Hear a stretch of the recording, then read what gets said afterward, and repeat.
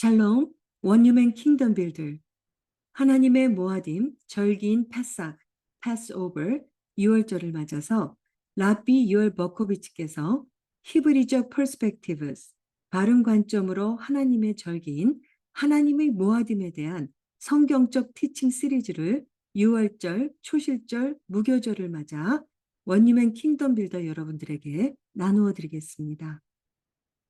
잘 들어보시고 예수와 샬롬의 하나님의 복과 성령의 충만 가운데 행복하시고 기쁜 유월절, 초실절, 무교절이 되시기를 바랍니다. 학, 패삭, 사메학.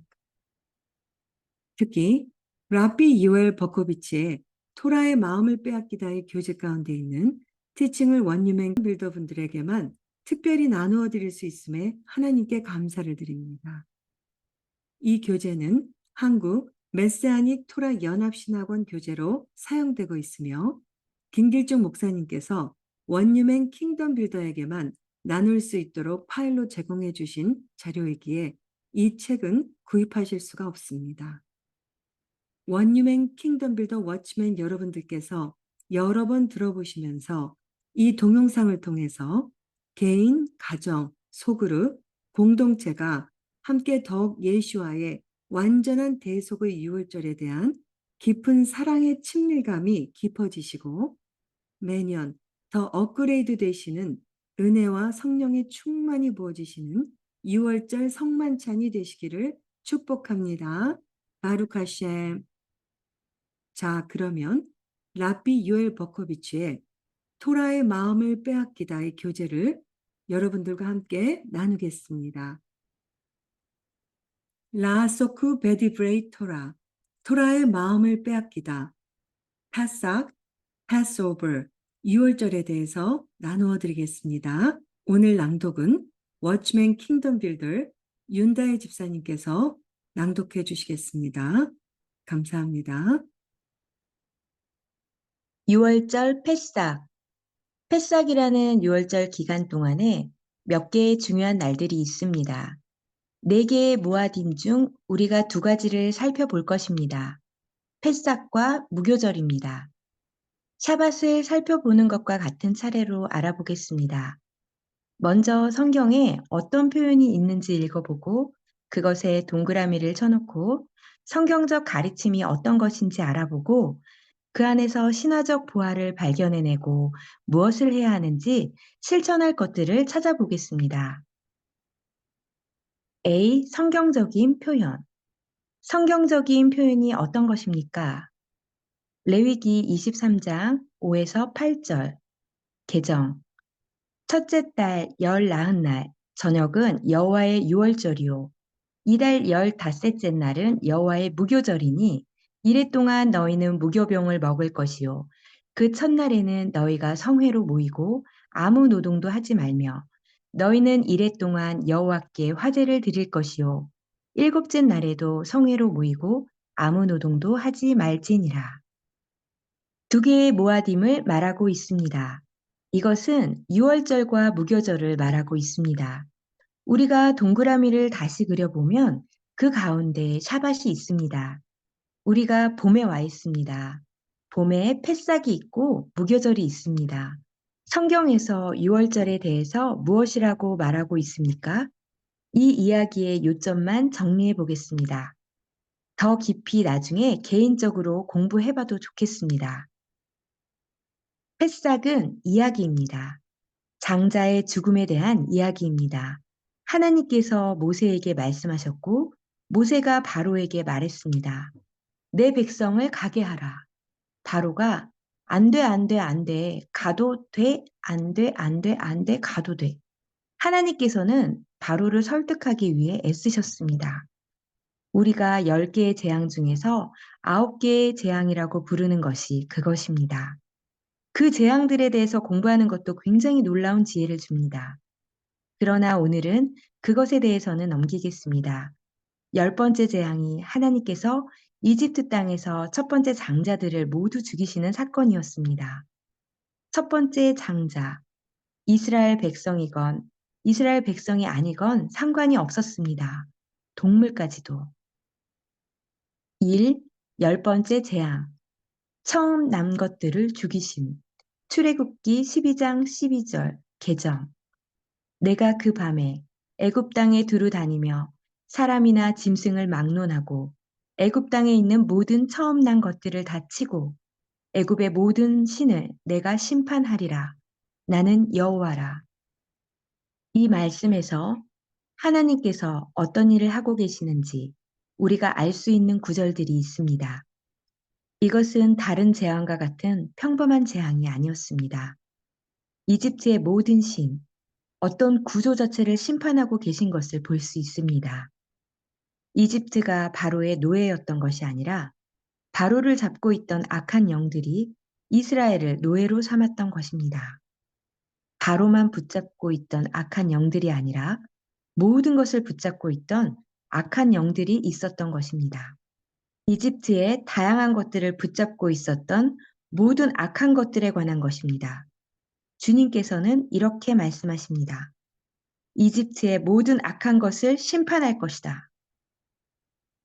이 유월절 희생양. 유월절 희생양은 이 이야기의 두 번째 이야기입니다. 하나님께서 구원의 방법을 주셨습니다. 내가 이 땅에 난 모든 장자를 심판할 것인데 이스라엘이건 이집트 사람이건 상관없이 양을 잡아 죽여서 그것을 제물로 주님께 바치고 그 피를 가져다가 문설주에 바르고 그날 밤에 그 양을 잡아먹으면 그 장자는 살 것이다. 내가 그 양을 취할 것을 말씀하십니다. 양의 피가 발라지지 않은 모든 장자는 죽을 것이다. 참, 급하게 식사하다. 세 번째 이 이야기의 부분은 급하게 식사하는 것입니다. 그 양을 잡아서 무교병과 같이 먹는데 쓴 나물도 같이 먹어라. 같이 모여 앉아서 먹어라. 이 모든 식사의 조건들이 전부 상징적인 의미를 가지고 있습니다. 그리고 너희는 급하게 빨리 먹어야 한다. 내가 그날 이집트에서 너희를 데리고 나올 것이기 때문이다. 4. 애굽으로부터의 탈출. 이 이야기 네 번째 부분은 이집트로부터 탈출하는 것입니다. 그곳으로부터 빠져나와 약속의 땅을 향하여 가는 것입니다. 긴급하고 아주 놀라운 방법으로 탈출시키십니다. 불가능해 보이는 그 홍해 앞에 그들을 두셨습니다. 그때부터 어떤 이야기가 진행되었는지 잘 알 것입니다. 하나님께서 출애굽기 이야기를 통해서 이 모든 사건을 구체적으로 다 기억하라고 하셨습니다. 그래서 우리는 매년마다 이 모든 이야기를 아주 자세하게 기억합니다. 두 개의 모아딤이 하나로 여기서 만나지는데 유월절이 있고 여기서 재앙을 기억하고 어린 양 희생을 기억하고 그리고 무교절이라는 절기가 나타납니다. 이집트에서 출애굽하는 것을 기억하는 절기입니다. 바다, 홍해를 건넌 것을 기억하는 절기입니다. 성경에서 패싹이라는 단어가 나올 때 유월절로 쓰일 때도 있고 한 계절을 말하기도 합니다. 유대인들과 대화할 때 이 단어를 계절을 말하는데 사용하기도 하는데 봄을 의미할 때가 많습니다. 패싹이 봄에 있기 때문입니다. B. 중요성. 유월절의 중요성을 설명하려 합니다. 1. 성경에서 나오는 횟수. 유월절이 얼마나 중요할까요? 어떤 다른 절기보다 유월절에 대한 말씀이 가장 많습니다. 50번 이상 구약에 나오고 29번 신약에서 등장합니다. 패싹에 대해서 상당히 많은 언급하고 있습니다. 그래서 주목하고 생각하여야 합니다. 두 번째로 출애굽기 2장 반 정도를 차지하는 분량입니다. 이것이 어떤 것인지 성경이 자세히 알려주고 있습니다. 하나님께서 이 절기를 매우 강조하신다는 것을 알 수 있습니다. 2. 지키지 않으면 죽는다. 민수기 9장 13절 개정. 그러나 사람이 정결하기도 하고 여행 중에 있지 아니하면서 유월절을 지키지 아니하는 자는 그 백성 중에서 끊어지리니 이런 사람은 그 정한 기일에 여호와께 헌물을 드리지 아니하였은즉 그의 죄를 담당할지며. 유월절이 제대로 지켜지지 않았을 때 죽임당하는 경우가 있었습니다. 사밧이 지켜지지 않았을 때 그렇게 하셨던 것처럼 패싹이 가지고 있는 중요한 핵심이 보호되어야 합니다. 그 의미들을 기억하고 우리가 간직하는 것이 정말 지켜져야 하는 부분입니다. 이 또한 이것을 공동체적으로, 국가적으로 함께 지키는 것입니다. 3. 절기를 지키다. 에스라 6장 22절 개정. 즐거움으로 이랫동안 무교절을 지켰으니 이는 여호와께서 그들을 즐겁게 하시고 또 아수르 왕의 마음을 그들에게로 돌려 이스라엘의 하나님이신 하나님의 성전 건축하는 손을 힘있게 하도록 하셨음이었더라. 첫 번째 유월절 이후 수천 년이 지나서 바벨론에서 사로잡혔던 사람들이 바벨론에서 이스라엘로 돌아와서 가장 먼저 한 것이 유월절을 지키는 것이었습니다. 두 번째로 이집트에서 구출됐던 것처럼 동일하게 유월절을 축하하고 기뻐했습니다. 그러나 이스라엘 백성들의 역사에서 언제나 행복한 명절만은 아니었습니다. 70년대에 로마에 의해서 침범당하던 시기입니다. 갈릴리를 다시 로마 사람들이 통치하고 있었습니다. 다른 로마의 군대가 다시 예루살렘으로 쳐들어왔습니다. 어떤 사람도 그 성에 들어갈 수 없었고 살 수 없었습니다. 유월절이 있을 때까지 100만 명이 넘는 사람들이 성에서 죽임을 당해야 했습니다. 고대 예루살렘에서 100만 명이 넘는다는 것은 굉장히 많은 수가 죽었다는 것이죠. 그 해의 유월절은 100만 명이 넘는 사람들이 예루살렘으로 축하하러 왔다는 것이죠. 그들이 그곳에서 살해된 것입니다. 로마 군대가 성을 둘러쌌고 유월절 몇 달 후에 성을 아예 부셔버리기 시작했습니다. 예루살렘의 수백만 명의 사람들을 노예로 삼았습니다. 그때 유월절은 행복하지 않은 시간이었죠. 예레미야 16장에는 과거를 잊지 말아라, 기억하여라 라고 말하고 있습니다. 이것은 우리의 미래에 어떤 일이 일어날 것을 예언해주고 있습니다. 하느님께서는 과거에 일하신 것은 앞으로 올 것의 그림자이다. 미래의 우리 가운데 또 한 번의 출애굽이 있을 것입니다. 하나님께서는 우리를 다시 노예에서 자유케 하실 것이다. 그리고 다시 약속의 땅으로 우리를 들어가게 하실 것이다. 그 두 번째 일을 위해서 첫 번째가 그림자 역할을 하는 것이다. 이것이 예레미야가 말하고 있는 것입니다. 그래서 지금 우리의 유월절은 기대되는 절기입니다. 미래에 있을 일에 더 놀라운 일이 있을 것입니다. 자, 패싹의 원어적 의미. 유월절에 대한 가장 기본적인 설명을 드렸습니다. 우리가 신학적인 보화를 찾기 전에 패싹에 대해서 더 깊은 생각들을 나누기 원합니다. 패싹이라는 단어의 뜻이 무엇일까요? 문자적으로 넘어가다라는 뜻이 있습니다. 성경의 표현 속에서는 어떻게 사용될까요? 문맥 안에서 어떻게 사용되는지 보아야 할 것입니다. 맥락 전체에서 이 단어가 어떻게 사용되는지를 찾아야 합니다. 패싹이 건너가다, 뛰어넘다인데요. 그 단어가 성경에서 어떻게 사용되는지를 찾아보겠습니다. A. 애굽의 노예에서부터 구출하심. 출애굽기 12장 11절에서 13절 개정. 너희는 그것을 이렇게 먹을지니 허리에 띠를 띠고 발에 신을 신고 손에 지팡이를 잡고 급히 먹으라. 이것이 여호와의 유월절이니라.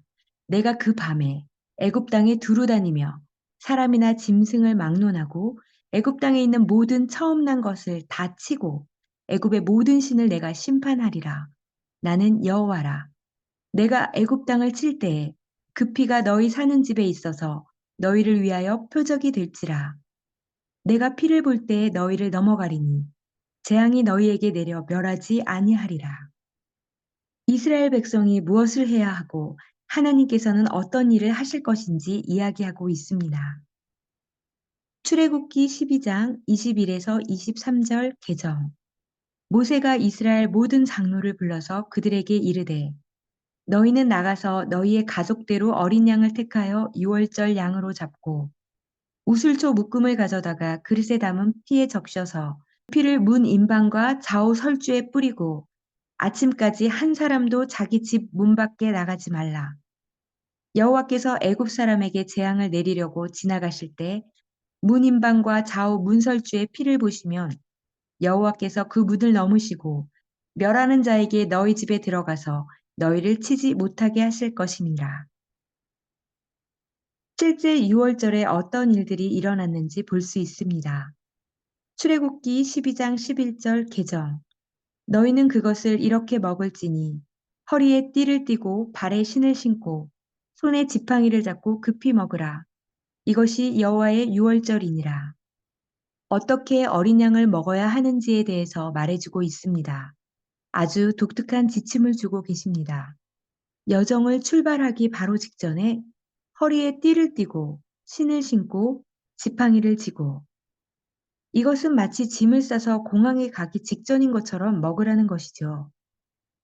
이 여정을 시작하는데 왜 이런 특별한 식사를 해야 할까요? 우리는 지금 어디에 있습니까? 우리가 무엇입니까? 우리는 지금 노예입니다. 우리의 의지가 없습니다. 하나님께서 주신 가치를 우리는 깨닫지 못한 상태입니다. 이집트의 노예이고 결박당한 채 집안에 갇혀 있습니다. 노예가 주인에게 가서 그동안 나를 먹여주어서 고맙습니다. 이제 떠나겠습니다. 안녕히 계세요. 라고 말할 수 있습니까?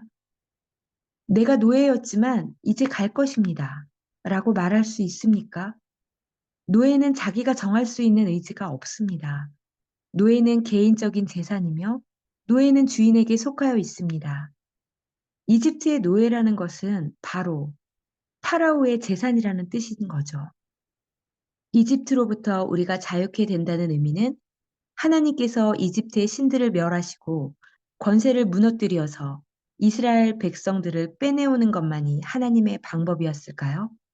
하나님께서 이 노예를 자유케 하실 때에는 대가를 지불하시고 그것에서부터 다시 사오시는 개념과 같은 것입니다.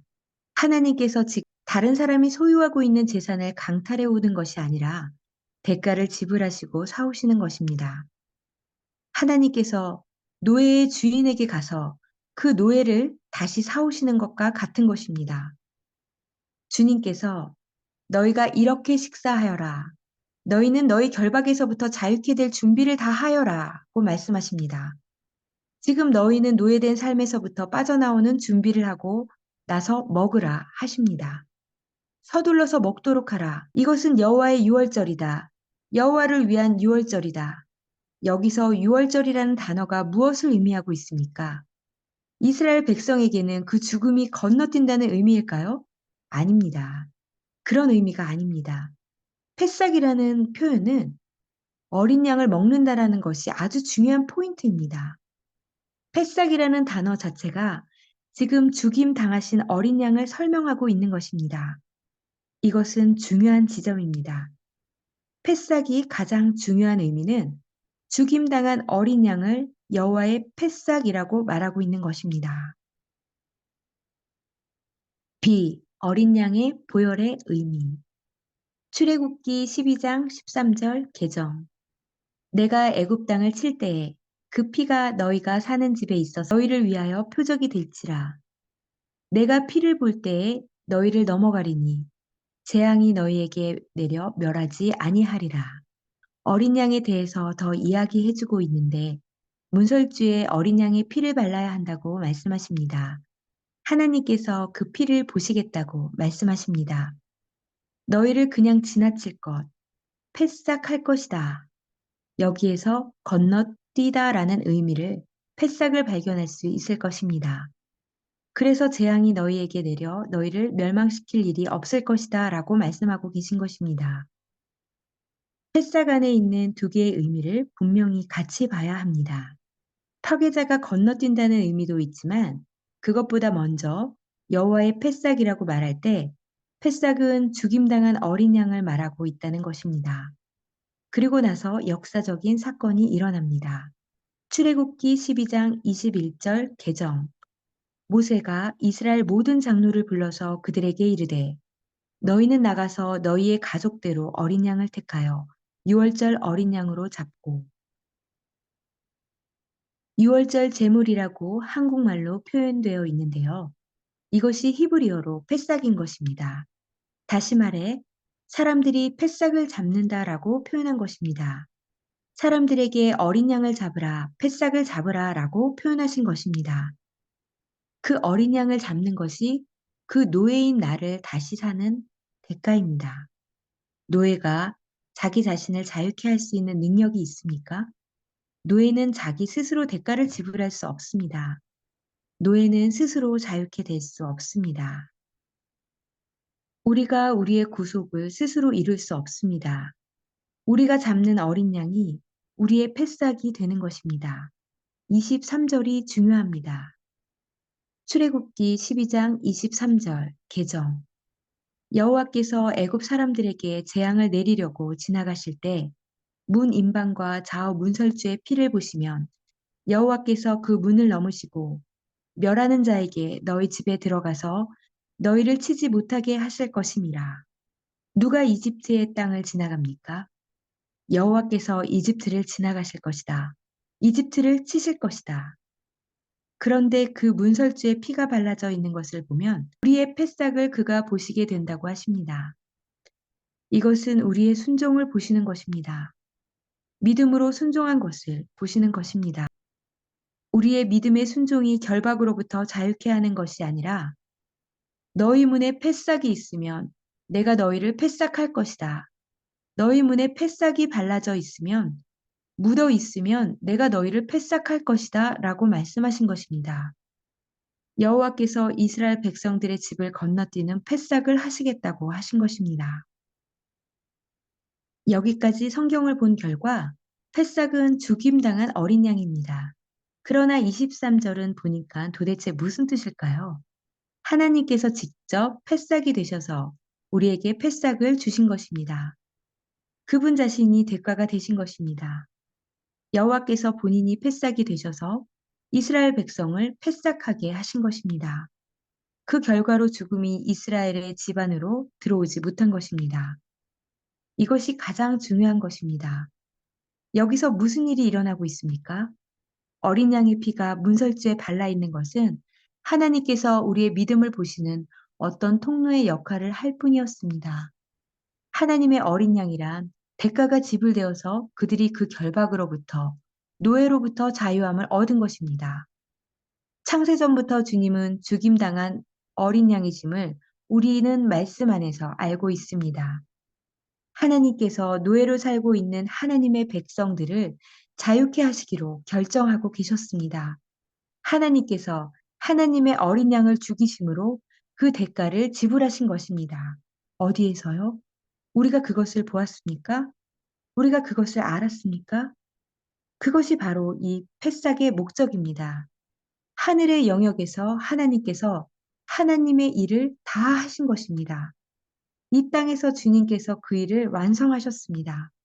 한 번, 모두를 위해서 하나님의 한 번의 구속 사역으로 인해서 모든 피조물이 회복된 것입니다. 모든 만물이 죽음 앞에 굴복된 상태였는데 하나님의 한 번의 사역이 우리 모두를 새로운 피조물로 바꾸신 것입니다. 하늘의 모든 만물이 회복된 것입니다. 출애굽기 12장에 하나님께서 이스라엘의 패싹이 되셨다라고 말씀하십니다. 이미 하늘에서 그렇게 하셨습니다. 우리가 이 패싹을 지키는 행동은 그 하늘에서 이루어진 것들을 그저 모형으로 보여준 것입니다. 하늘에 있는 것의 증거로서 믿음을 나타낸 것입니다. 누가 하나님의 어린 양일까요? 바로 하나님의 장자, 그 아들이 어린 양이셨던 것입니다. 그분의 피의 대가로, 생명의 대가로 모든 노예들이 자유를 얻은 것입니다. 하나님께서 하나님의 백성들을 위해 직접 대가를 지불하셨습니다. 우리는 스스로 대가를 지불할 수 없습니다. 그 하나님의 결과로 인해서 우리가 결박으로부터 자유하게 된 것입니다. 하늘에 패싹이 있었습니다. 언제 이 아들이 이 땅에 왔을까요? 역사 속에서 이 땅의 일이 일어나야만 했던 것입니다. 지난번에 말씀드렸던 것처럼 이 땅은 하늘의 모형입니다. 하늘에서 일어난 일이 이 땅에 일어납니다. 2. 패싹에서 살펴보는 신학적인 보물들. 십자가 전에 어떤 일이 있었죠? 예수와께서 몇 명의 제자들과 산에 오르셨습니다. 변화산에 오르셨을 때에 제자들은 예수와의 영광 가운데 변화하신 모습을 보게 됩니다. 예수와께서 변화되셨을 때 누구와 대화를 나누었죠? 기억하시나요? 바로 모세와 엘리야가 왔습니다. 모세와 엘리야가 예수와와 대화를 나누었습니다. 어떤 이야기를 했을까요? 그들의 대화를 보면 출발에 대한 이야기를 했다고 나옵니다. 그분의 떠나심, 어디로부터 나오는 것을 말하였다고 영어 성경에는 기록하고 있습니다. 첫 번째 땅으로부터 출애굽을 경험했던 모세가 이제 온 인류를 출애굽하실 예수와를 보러 온 것입니다. 하나님의 어린 양, 그분의 피로 우리가 자유케 된 것입니다. 구속하시기 위해서 하나님의 사람들과 온 땅의 모든 만물을 구속하시기 위해 흘리신 그분의 피인 것입니다. 하늘과 땅을 다시 하나님의 것으로 다시 회복하기 위한 어린 양의 피인 것입니다.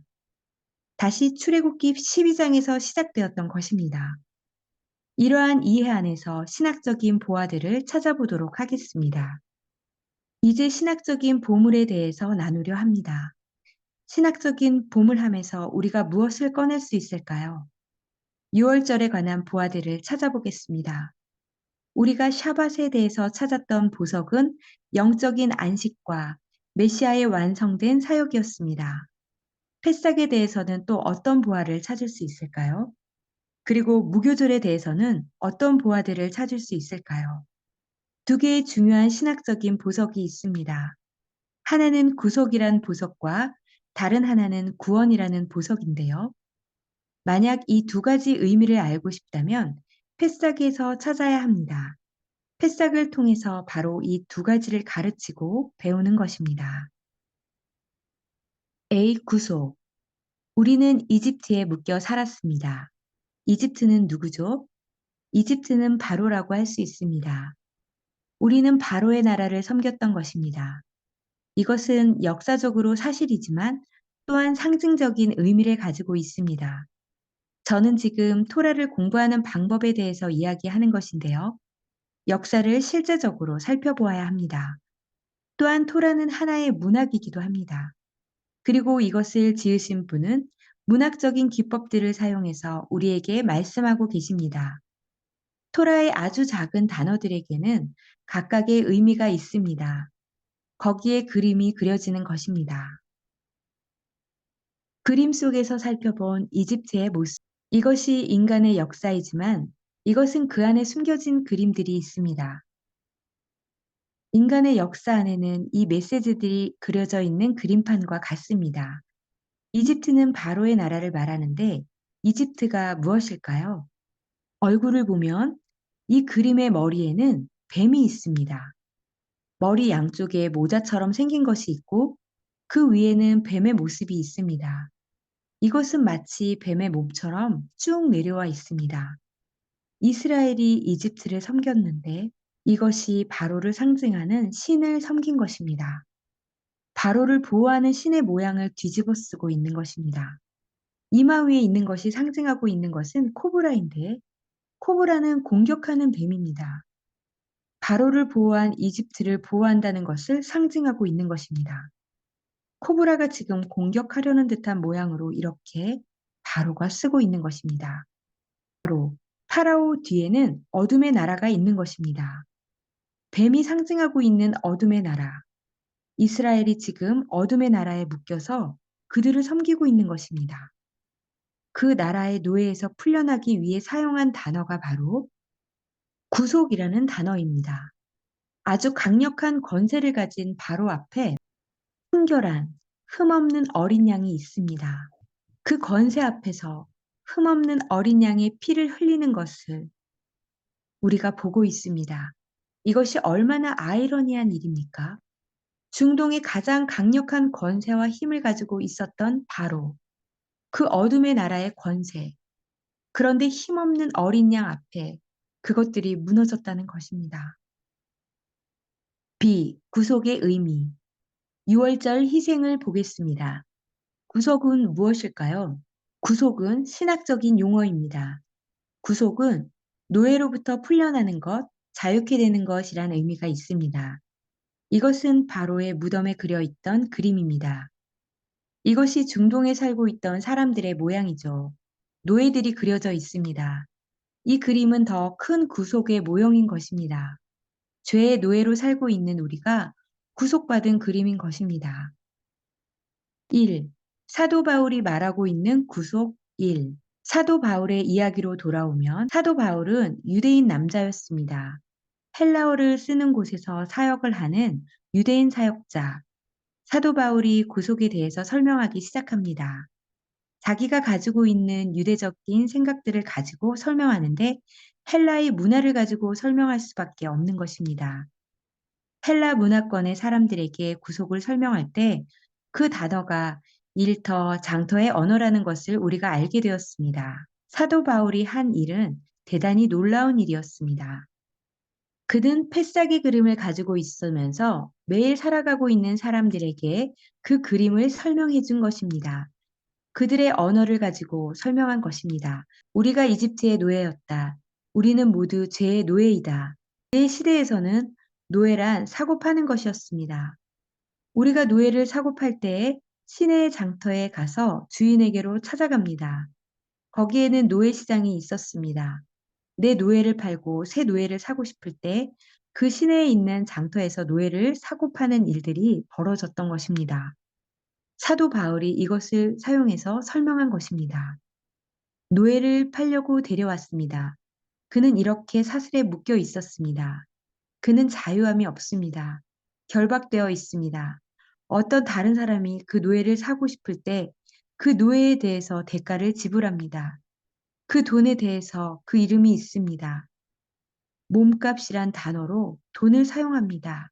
그 노예를 자유케 하는데 드는 돈이라는 뜻입니다. 그러나 여기서 우리는 무엇을 배울까요? 우리가 죄의 노예들이라는 것입니다. 그렇다면 우리는 죄에 묶여 있다는 것입니다. 우리는 자유가 없다는 것입니다. 우리는 우리가 자유롭다고 생각했지만, 그러나 강력한 결박에 묶여 있는 사람들이었습니다. 우리가 하나님을 찾을 수도 없고, 하나님이 행하기 원하시는 일을 하지 못합니다.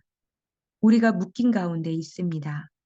어떤 사람들은 자신이 묶여 있다는 것도 모르고 살았습니다. 그런 우리에게 몸값이 지불된 것입니다. 그 몸값은 어린 양의 피였습니다. 출애굽기에서 말하고 있던 이것은 또한 에베소서 1장에서 말하고 있는 것입니다. 예수님의 피를 통해서 종됨에서 자유케 되었다라고 말하고 있습니다. 메시아의 피가 우리를 자유케 하는 대가, 그 돈이 되었던 것입니다. 우리는 금이나 은으로 몸값을 지불할 수 있는 사람이 아닙니다. 훨씬 더 존귀한 것으로 값을 치러야 했습니다. 오직 어린 양의 피만이 우리를 자유케 할 수 있는 것입니다. 그 몸값이 지불되었을 때 그 체인이 끊겨졌습니다. 노예는 더 이상 옛 주인의 종이 아닌 것입니다. 노예에 대해서 옛 주인이 더 이상 소유권을 주장할 수가 없습니다. 옛 주인이 너 이것을 해야지라고 소리질러도 그 노예는 더 이상 그 옛 주인을 복종하지 않아도 됩니다. 이제 노예는 다른 주인을 가지고 있기 때문입니다. 옛 주인이 묶였던 그 사슬은 깨어졌던 것입니다. 옛 주인은 아무런 소유권을 주장할 수 없다는 것입니다. 2. 죄의 종노릇함이 풀리다. 거래가 진행되었다는 것이 보이십니까? 이집트 사람들은 이들은 내 종이다라고 외치고 있습니다.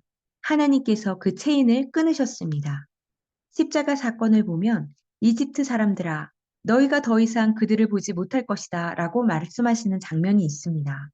바다 깊숙한 곳에서 더 이상 이스라엘 백성들을 다시 보지 못하도록 하신 것입니다.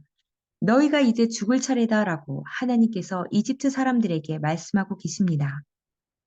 우리는 성도로서 이 그림을 간직해야 합니다. 우리는 죄의 종노릇하였습니다.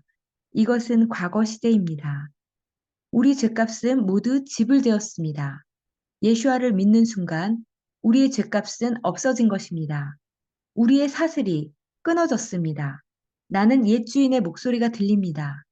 난 여전히 너를 소유하고 있어. 여전히 자기가 주인이라고 속삭입니다.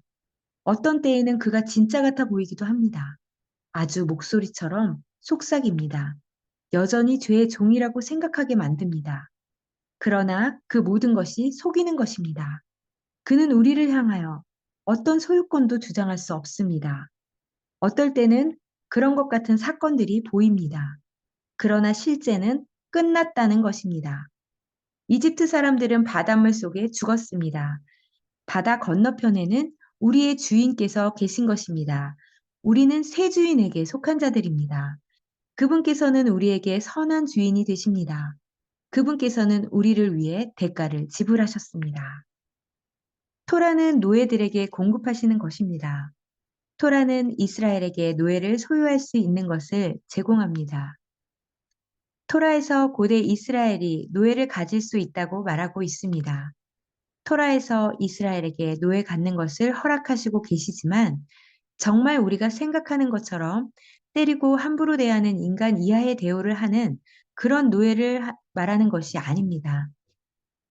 성경적인 노예는 경제적인 일을 돕는 그런 종을 말하는 것입니다. 경제적인 도움이 필요했던 그들에게 몇 년이 지나면서 자유케 하는 것을 말하는 것입니다. 토라는 이렇게 말하고 있습니다. 그런데 그 종이 꼭 떠나야만 하는 것은 아니다. 만약 그 종이 주인을 사랑하면 머물러 있어도 좋다. 이것은 새 주인을 섬기는 그림을 우리에게 주고 있습니다. 인간 이하의 취급을 하고 때리는 그런 종류의 주인이 아닌 것입니다. 주인과 함께 살아가는 그런 종을 말하는 것입니다.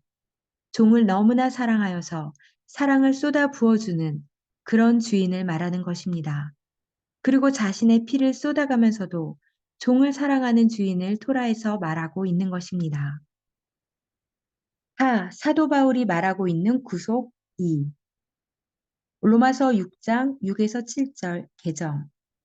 우리가 알거니와 우리의 옛사람이 예수와 함께 십자가에 못 박힌 것은 죄의 몸이 죽어 다시는 우리가 죄에게 종노릇하지 아니하려 함이니 이는 죽은 자가 죄에서 벗어나 의롭다 하심을 얻었음이니라. 바울이 뭐라고 말하고 있습니까? 이것을 알라고 말하고 있습니다. 이것을 알아야 한다. 우리가 이 어떤 진리에 대해서 알아야 한다고 말하고 있습니다. 느끼는 것을 알아야 한다고 말하고 있습니다. 그런데 바울이 예수와께서 죽으셨을 때 우리 죄인도 죽었다라고 말하고 있습니다. 종노릇했던 사슬이 끊어졌다라고 말하고 있습니다. 이것은 우리가 머리로 알아야 한다고 말하고 있습니다. 우리가 알고 있는 것들 중에 중요한 것을 중요치 않게 여기는 것이 있습니다. 마음으로는 느껴지지 않아도 머리로만 알고 있는 것들이 있습니다. 이것이 사실 사단이 미혹하고 속이는 것입니다. 성경의 마음이라는 번역은 생각인 경우가 많습니다. 마음으로 안다는 것은 우리의 감정으로 안다는 것이 아닙니다. 이것은 성경적인 이야기가 아닙니다. 성경에서 감정은 강조되는 부분이 아닙니다. 너희의 생각이 변화되어야 한다고 말합니다. 너희의 생각을 사로잡아라. 저것을 알아라. 이것을 알아라. 이것을 느껴서 내 감정으로 마음을 가지고 가라라고 말하지 않습니다. 우리의 생각이 새겨진 것으로 우리가 삶을 살아가게 되는 것이라고 말하고 있습니다. 많은 성도들이 이것에 대해서 착각하고 있습니다. 내가 마음으로 느끼지 않으면 이것이 사실이 아닌가 봐라고 착각하는 경우가 많습니다. 사도 바울은 우리는 더 이상 죄의 종이 아니다. 이것을 알라고 하였습니다. 로마서 6장 11에서 14절 개정. 이와 같이 너희도 너희 자신을 죄에 대하여는 죽은 자요 그리스도 예수 안에서는 하나님께 대하여는 살아있는 자로 여길지어다. 그러므로 너희는 죄가 너희 죽을 몸을 지배하지 못하게 하여 몸의 사욕에 순종하지 말고 또한 너희 지체를 불의의 무기로 죄에게 내어주지 말고 오직 너 자신을 죽은 자 가운데서 다시 살아난 자 같이 하나님께 드리며 너희 지체를 의의 무기로 하나님께 드리라. 죄가 너희를 주장하지 못하리니 이는 너희가 법 아래 있지 아니하고 은혜 아래 있음이라. 우리가 죄의 종이었습니다. 그런데 사도 바울이 이제 우리가 새로운 실제 안으로 들어간다. 이는 우리의 삶이 처음으로 하나님 안에서 사는 자유 안으로 들어가게 되는 것입니다. 오직 죽은 자 가운데서 다시 사신 자처럼 자기 자신을 하나님 안으로 들고 가라라고 말하고 있습니다. 하나님께 드리는 척 하지 말고 실제로 드리라 하고 있습니다. 왜 우리가 자신을 하나님께 드려야 할까요? 우리가 죽음에서 다시 살아났기 때문입니다. 우리가 우리를 왜 의의 무기로 하나님께 드려야 할까요? 우리가 더 이상 죄의 종이 아니기 때문입니다. 14절은 이렇게 끝납니다.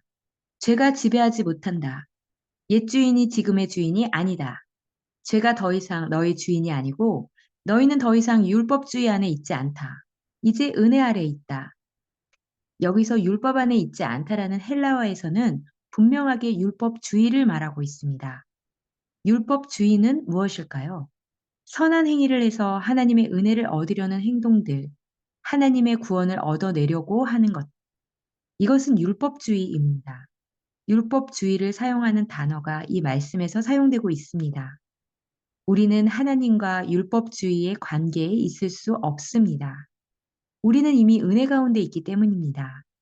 하나님께서 다 완성해 주셨습니다. 은혜로 말미암아 우리를 자유케 하신 것입니다. 이것이 모두 구속에 관한 단어입니다. 6월절에 하나님의 사람들은 이것을 나누고 대화하는 것입니다. 공식적으로 이것을 이야기하고 서로 토론하고 공부하고 그렇게 합니다. 왜냐하면 6월절은 구속에 대한 절기이기 때문입니다. 제가 구속에 대해서 말하고 있습니다. 이집트에서 자유케 된 것만을 이야기하고 있지 않다라고 말한 유대인이 있습니다. 바울에 대해서 말하고 있는 것입니다. 고린도전서 5장에 구약의 출애굽 사건과 예수님의 관계가 있는지를 이야기하고 있습니다. 예수님이 6월절의 양 패싹이었다고 말하고 있습니다. 예수님께서 복음 자체이신데 우리가 그것에 대해서는 나가지 않겠습니다. 이 고린도전서에서 바울은 아주 명확하게 보여주고 있습니다. 그리스도께서 우리의 6월절 양이심을 말하고 있습니다. 우리가 출애굽에 대한 이야기를 알지 못한다면 어떻게 바울의 이야기를 알 수 있겠습니까? 놀랍게도 고린도전서 5장에서 교인들에게 6월절을 축하하라라고 말하고 있습니다. 너희 가운데 있는 메시아로 인해 기뻐하라라고 말하고 있습니다. 이집트에서의 노예 생활을 잊지 말고 그날은 우리의 역사의 한 부분이다. 이때를 위하여서 그때 상황이 주어진 것이다. 우리가 동시에 죄에서 자유케 된 자들이라라는 것을 잊지 말아라. 이것이 구속에 대한 마지막 설명이었습니다. 3. 무교절. 신학적인 부활을 찾고 있습니다. 첫 번째는 구속이었고 두 번째는 구원입니다. 구원이라는 단어, 구출이라는 단어를 쓰기도 합니다. 죽음으로부터 구출된다는 것입니다. 패싹을 우리가 구속되었다는 것을 의미하고 패싹은 우리가 구속되었다는 것을 의미하고요. 무교절은 우리가 구원 얻었다는 것을 의미합니다. 어떻게 그리고 왜? A. 무교절이 생기게 된 배경. 6월절은 하룻밤입니다. 그날의 하이라이트는 어린 양을 잡아 먹는 것입니다. 그 피를 문설주에 바르는 것입니다. 그리고 나서 우리의 여정이 시작되는 것이죠. 이집트의 종 자리에서부터 홍해로 건너가서 가는 데까지 며칠이 걸립니다. 거의 300만 명이나 되는 사람들이 있다는 것을 기억해 보세요. 전부 성인이 아닙니다. 나이가 많은 사람, 아픈 자들도 있었을 거예요. 어린아이들, 다리 저는 사람들, 많은 동물들 등등. 그래서 300만 명이나 되는 사람들이 빨리 움직일 수 없었을 것입니다. 그러나 하나님께서 서둘러라 라고 말씀하십니다. 누룩으로 빵을 부풀릴 수 있는 시간이 없었기 때문에 그냥 먹어라. 그것이 바로 맞자, 누룩 없는 빵의 절기, 무교절입니다. 이 7일 동안 맞자를 먹으면서 갔던 것입니다. 하나님께서는 이스라엘 백성들을 홍해로 앞으로 이끄십니다. 이 장면은 성경 전체에서 가장 드라마틱한 장면이 아닐 수 없습니다. 300만 명의 사람들이 종의 삶을 끝내고 행복해하고 있습니다.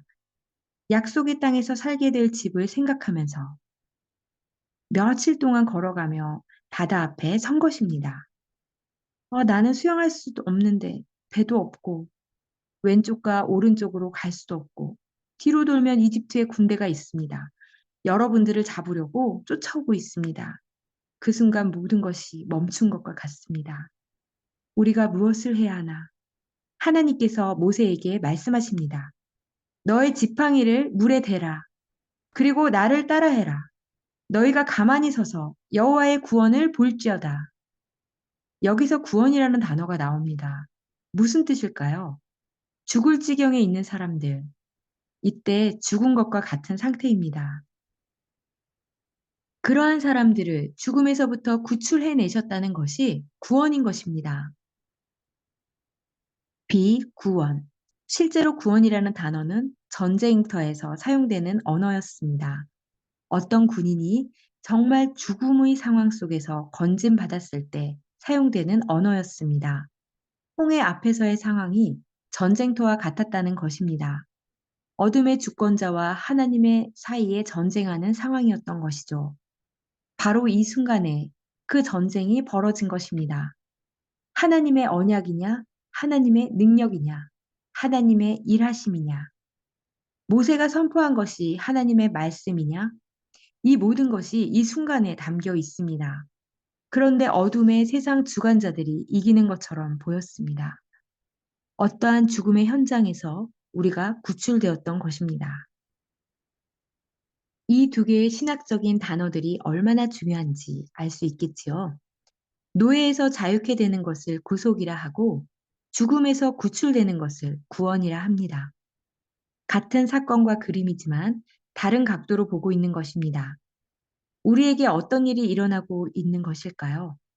성경이 말하고 있는 것은 우리의 죄 안에서 우리가 죽었다. 하나님과 영원한 단절을 경험하고 있는 상태였다. 죽은 자와 마찬가지였다. 구약의 이스라엘이 경험한 것과 똑같이 우리가 우리 자신을 구출해낼 수 없습니다. 이스라엘은 아무런 힘이 없었습니다. 그것이 바로 중요한 점입니다.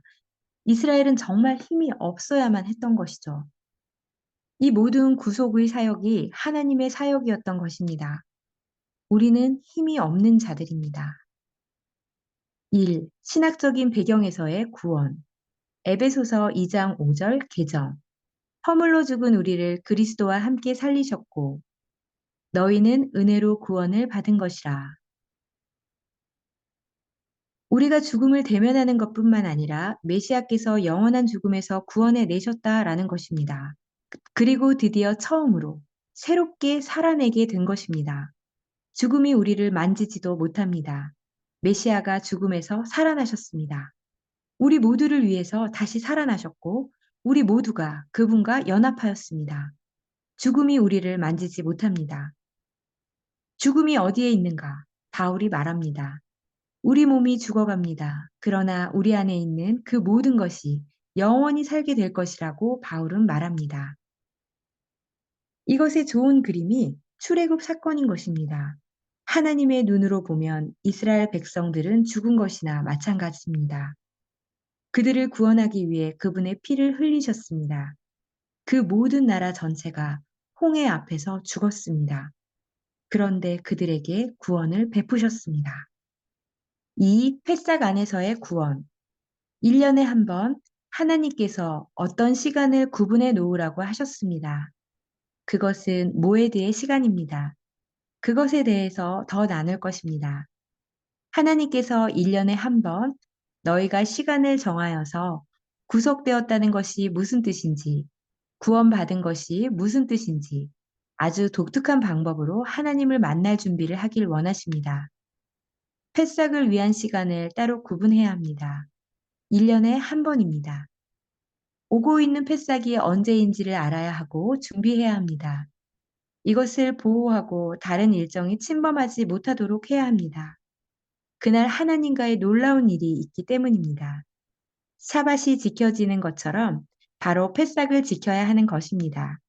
그것이 너무나 중요한 것인데요.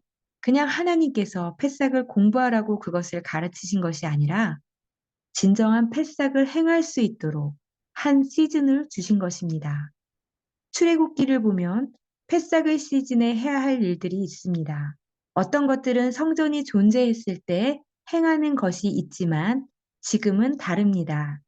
무엇이 있습니까? 니산월에 행해진 일들. 첫 번째 칸은 날짜가 있고 어떤 사건이 있습니다. 그리고 오른쪽에는 말씀 구절이 있을 것입니다. 1. 니산월 첫째 달. 니산은 첫째 달입니다. 봄입니다. 3월, 4월 시기에 있습니다. 니산월을 구분하여서 첫 번째 사건은 성경에 언급되어 있지 않지만 레위인들의 전통에 의하면 성전에 있었을 때 첫 번째 니산월에 예루살렘의 주변에 있는 모든 목자들을 주목합니다. 양을 준비할 때임을 서로 알려줍니다. 6월절 흠 없는 양을 준비할 것을 서로 광고하고 주목합니다. 예루살렘 주변에 있는 모든 목자들은 그곳에 유대 언덕들도 있고 거기서 양을 치는 목자들이 있습니다. 거기에 좋은 양들을 따로 치는 목자들이 있습니다. 이것은 보통 목자들이 치는 양이 아니고요. 보통 양들이나 염소들이 아닙니다. 이 양떼는 정부에 의해서 소유된 양떼들입니다. 성전에서 제물로 바쳐지기 위해서 자라나는 흠없이 키워지는 양떼들입니다. 그리고 그들은 예루살렘 주변과 베들레헴 주변에 살고 있었습니다. 하나님의 어린 양 그림을 생각해 보면 하나님의 어린 양이신 예수와께서 베들레헴에 태어나셨습니다. 성전에서 피 흘림 당한 제물로서 예수와께서 그 양떼들이 자라나는 그곳에서 태어나신 것입니다. 그 양떼들을 돌보던 목자들은 그냥 목자들이 아니었습니다. 성전에 바쳐질 양떼를 키우는 특별한 목자들이었던 것입니다. 말씀을 잘 알아야 했고 양을 잘 칠 줄 알아야 했습니다. 달력의 날짜들을 잘 알고 있는 목자여야 했습니다. 그래서 어느 절기에 어느 양을 바쳐야 하는지 아는 절기를 잘 아는 목자들이어야 했던 것이죠. 하나님의 어린 양이 태어났을 때 베들레헴에서 다른 양떼들이 아니라 바로 말씀을 잘 아는 목자들이 하나님의 어린 양을 방문했던 것입니다. 성경의 시간표로 돌아가서 첫 번째 니산월에 목자들이 서로에게 알렸습니다. 10번째 니산월에 양을 구별하는 일을 하였습니다. 한 가정은 한 양을 잡아야 했습니다. 이것이 출애굽기 12장 3절에 있습니다. 나흘 뒤면 한 가정에서 이 양을 잡아 죽여야 합니다. 예루살렘 주변에 있는 좋은 양들은 열째 날에 도시 안으로 들어온다는 것을 의미합니다. 6월절 어린 양으로 팔기 위하여 이들이 예루살렘 성 안으로 들어온 것입니다. 2. 열흘째 니산월. 다음 사건은 제가 증명할 수 없지만 아주 가능성이 많이 있습니다. 하나님의 어린 양, 예수와께서 예루살렘 성 안으로 들어가셨습니다. 우리는 그 날을 종려주일이라 부릅니다. 사람들은 호산나 호산나 하면서 종려나무 가지를 흔들죠. 성경은 우리에게 이야기하지 않은 것이 있는데 6월절 어린 양이 성전에 들어가는 그날에 예수와도 성전에 들어가신 것입니다. 그것은 예수와가 패싹 어린 양이셨기 때문입니다. 그것은 증명할 수 없지만 틀림없이 같은 날에 예수와가 들어가셨다고 저는 생각합니다. 3. 13번째 니산월 저녁부터 14째 니산월 아침, 13째 날 니산월 밤입니다. 그리고 14일 니산 아침까지 집의 누룩을 제거하는 것입니다. 출애굽기 12장 15절에서 전통적인 그것들이 우리를 가르칠 것입니다. 어떤 일이 일어날까요? 이런 장면을 보면 되겠습니다. 모든 유대인들의 가정에서 자기 집에 있는 모든 누룩을 태웁니다. 누룩, 효소, 여러 가지 누룩의 종류를 태우는데 맥주도 태웁니다. 일주일이 지나야 맥주를 먹을 수 있습니다. 이 현대 시대에도 유대인들은 이런 기간에 이런 일을 합니다. 이것은 종교적인 유대인뿐만 아니라 모든 유대인들이 다 하는 것입니다. 어린애들은 모닥불 피우는 것을 좋아하기 때문에 집에 있는 빵과 크래커, 모든 누룩이 있는 것들을 태우는데 그런 것을 태우는 모닥불 옆에 아이들이 있습니다. 4. 14번째 니산월 저녁. 이때 유대인들은 하나님이 하라고 하신 것을 합니다. 라는 간단한 기도를 드립니다. 이 일은 14번째 니산월 아침에 합니다. 그리고 14번째 니산월 오후에는 양이 죽임을 당합니다. 출애굽기 12장 16절에서 나오듯이 전통적으로 양이 죽임을 당합니다. 말씀에서는 몇째 날에 할 것을 말하고 있고 전통적으로 어느 시간에 하는지 알려줍니다. 그것은 예루살렘에서 일어납니다. 그것은 성전이 있었을 때 행해진 일입니다. 성전에 제단이 있었을 때 어린 양을 잡을 수 있었기 때문에 이는 성전이 있었을 때에만 행해진 장면입니다. 전체 패싹에 관한 이야기는 성전에 어떤 일이 일어났는지 살펴볼 때 자세히 알 수 있습니다. 여러분들께서 꼭 읽어보시면 도움이 되실 것입니다. 성경에서는 짧은 기간 안에 이러한 구조를 잘 설명해주고 있습니다. 오후 3시에 다 같이 모두가 양의 목을 칩니다. 그냥 목사님이 그렇게 하라고 시킨 것이 아니라 율법에 그렇게 하라고 정해져 있습니다. 5. 초림 때의 패싹의 모습. 제가 잠깐 잊은 것이 있는데 누룩을 제하는 데 있어서 하나님의 어린 양의 맥락 안에서 제가 베들레헴에서 성전에 바칠 양들이 키워진다고 말씀드렸는데요. 예수와께서 11일째 날에 다른 어린 양과 함께 들어가셨다고 말씀드렸습니다. 그 주간에 예수와께서 무슨 일을 하셨는지 기억하시나요? 예수와께서 성전산에 올라가셔서 돈을 바꾸는 자들의 상을 엎으셨습니다. 뭐라고 말씀하셨습니까? 나의 아버지의 집은 만민이 기도하는 집이다. 기도하는 집이다 라고 말씀하셨습니다. 예수와께서는 아버지의 집에서 누룩을 없애는 행동을 하신 것이죠.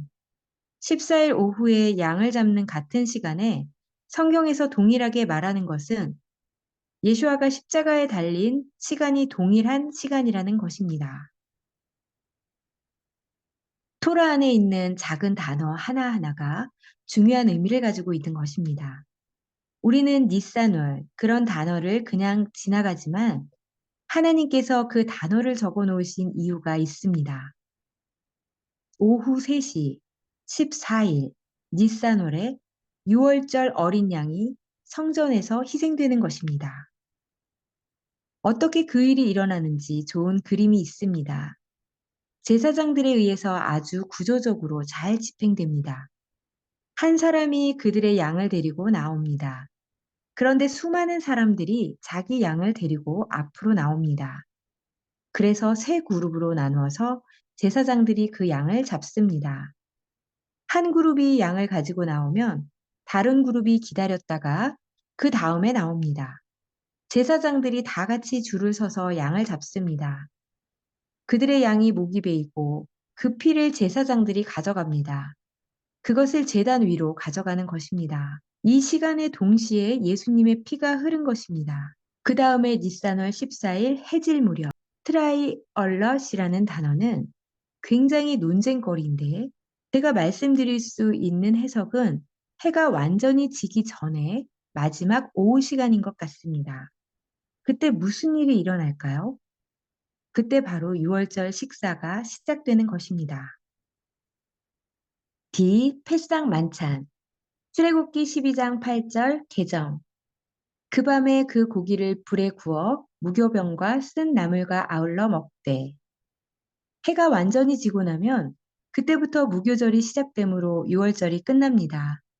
해가 지기 바로 전이라고 말하는 것입니다. 그래서 완전히 해가 지기 전에 6월절 마지막 만찬이 시작되는 것입니다. 이는 고대의 6월절 만찬을 어떻게 했는지 보여주는 장면입니다.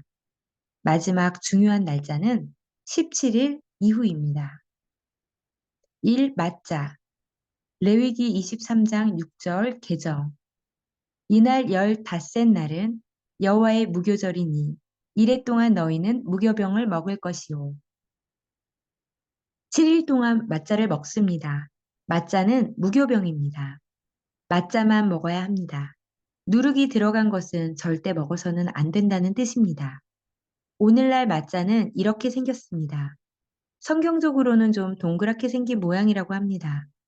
그래서 이 달력을 공부한 것으로 우리는 이제 어떻게 해야 할까요? 오늘날 우리에게는 어떤 모양으로 나타나겠습니까? 레위기 23장에 따르면 6월절을 하나님께서 정하신 시간이라는 것을 다시 한번 기억하시기 바랍니다. 이방인도 패삭을 지켜야 하는 이유. 시작할 때 강조했던 말씀을 다시 하려 합니다. 사람들이 이 절기는 유대인에게 주신 절기가 아니냐고 말할 수 있습니다. 고린도전서에서 사도 바울이 기록하고 있습니다. 이 편지를 받는 회중은 유대인이 아니었습니다. 이 명절을 우리가 함께 지키자라고 사도 바울이 이야기하고 있습니다. 어떤 절기일까요? 성경의 맥락 안에서 보면 6월절과 무교절을 같이 지키자라고 말하고 있습니다. 고린도 교회에게 어떤 것을 해야 할 것과 하지 말아야 할 것을 사도 바울은 구체적으로 가르쳐 주고 있습니다. 이 절기를 축하할 때 하나님께서 원하시는 충성스러움으로 진리를 가지고 이것을 지키자라고 말하고 있습니다. 순결함과 진실함으로 지키자. 단순히 집안의 누룩을 없애는 것이 아니라 우리 인간 안의 숨은 죄악을 제거하는 그런 절기를 지키자라고 말하고 있습니다. 그리고 다른 그림은 묵은 누룩을 제거하십시오라고 말하고 있습니다. 이것이 패삭을 지키는 것입니다. 이 절기를 지키라고 말하고 있는 것입니다. 유대인 사도가 이방인에게 이 절기를 지키라고 말하고 있습니다. 여러분이 지키라고 말하고 있는 것입니다. 이유를 말하고 있는데요. 여러분이 이들과 접붙임 되었다라고 말하고 있습니다. 하나님과 멀리 떨어졌던 여러분이 가까이 나오게 되었으니 절기를 지키십시오라고 말하고 있는 것입니다. 더 이상 우리와 이방인이 아니라 우리는 한 가족이라는 것을 말하고 있는 것입니다. 우리를 구속한 어린 양이 바로 당신의 어린 양이라고 말하고 있는 것입니다. 우리를 구속하신 분이 한 분이시기에 우리는 하나라고 말하고 있는 것입니다. 우리 안에 같은 양이 존재하시는 것입니다. 우리 안에 살아계신 하나님의 말씀, 토라가 우리 안에 동일하게 거하고 있다는 것입니다. 이 절기는 여러분을 위한 것입니다. 이 누룩을 찾아보십시오. 그 6월절에 내 안에 숨겨진 누룩이 없나 찾아보고 제거하십시오. 이것은 육체적이면서도 영적인 그림입니다. 우리 집에서 누룩을 찾을 때 동시에 이 육체의 집의 누룩을 찾아보는 것입니다. 그리고 그날 밤에 6월절의 기쁨을 누리는 것입니다. 해질녘의 무교절을 보내는 것입니다. 3. 진정한 패싹의 의미. 출애굽기 12장. 패싹에 다 같이 모여라. 거룩한 모임이라는 것은 교회에 가서 거룩해 보이는 성도들과 설교를 듣는 것이 아닙니다. 그저 다 같이 식탁에 모여 앉아서 가족과 친구들과 함께 식사하는 것입니다. 거룩한 모임에는 함께 먹는 것이 있어야 합니다. 하나님께서는 같이 모여서 같이 먹어라 라고 말씀하고 계신 것입니다. 놀랍지 않으세요? 하나님께서 여러분더러 먹으라고 하십니다. 그리고 그것이 거룩한 모임이라고 하는 것입니다. 하나님께서 성경적으로 우리에게 먹으라고 하신 것을 먹는 시간인 것입니다. 패싸게 먹으라고 하신 말씀이 무엇일까요? 그것은 하나님께서 말씀하신 질서대로 먹는 것입니다. 이 거룩한 모임에서 먹는 것은 뷔페를 가져다 먹는 것이 아닙니다. 질서가 있습니다. 세데르라는 단어가 질서라는 뜻을 가지고 있습니다. 우리가 패싸게 모였을 때 그날 저녁에는 그 함께 하는 저녁에는 질서가 있습니다. 그것은 세데르 식사인 것입니다. 다시 말해 형식이 갖추어져 있는 식사인 것입니다. 그날에는 맞는 말을 해야 하며 어떤 순서를 가지고 먹어야 합니다. 유대인의 문화, 하가다. 한 가지 더 말씀드리겠습니다. 이 시대의 유대인 사람들은 오랜 시간 동안 랍비에게는 무엇을 말하고 어떤 것을 말해야 할지 옛날부터 정해져 있었습니다. 그리고 다음 세대에게 그러한 것들을 적어서 남겨주었습니다. 유대인들이 함께 모여서 패싹 때 저녁 식사를 할 때에 유월절 하가다라는 책자가 있습니다.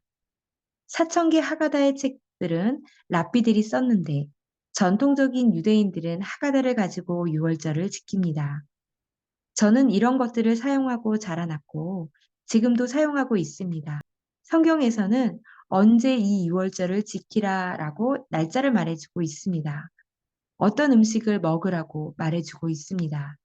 그리고 구속과 구원에 대해서 말해주고 있습니다. 하나님께서 우리에게 주신 그 내용 외의 것들은 하나님의 백성들이 자유롭게 선택할 수 있는 것입니다.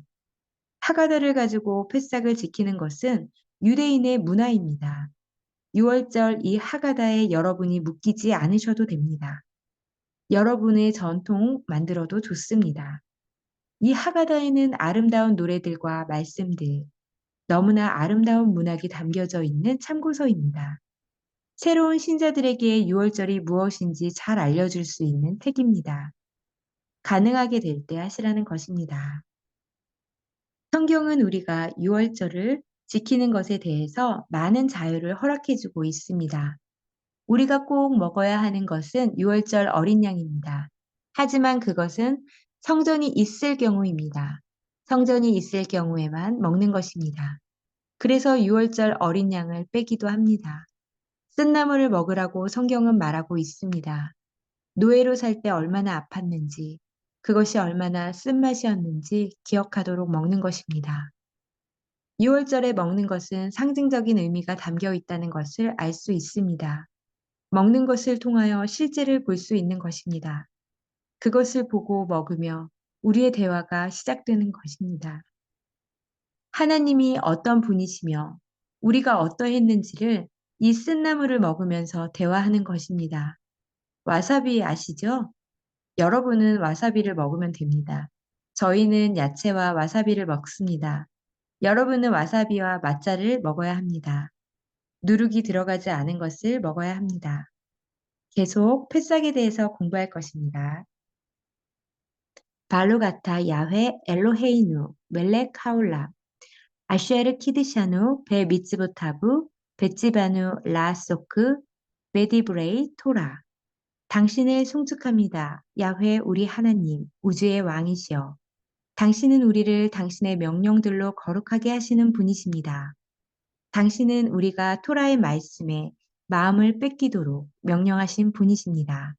온 우주의 하나님, 찬양을 받으시옵소서. 당신의 토라를 사랑하여서 토라를 묵상하고 공부할 수 있게 해주신 당신의 은혜를 찬양합니다. 우리에게 명령하시고 가르쳐 지키게 하신 이것을 주셔서 감사합니다. 오 주님의 토라 안에 있는 당신의 아름다우신 말씀의 계시를 볼 수 있도록 우리의 눈을 열어 주시옵소서. 주님의 사랑과 구속의 이야기 가운데 우리 마음이 사로잡히게 도와주시옵소서. 예수와의 이름으로 기도드립니다.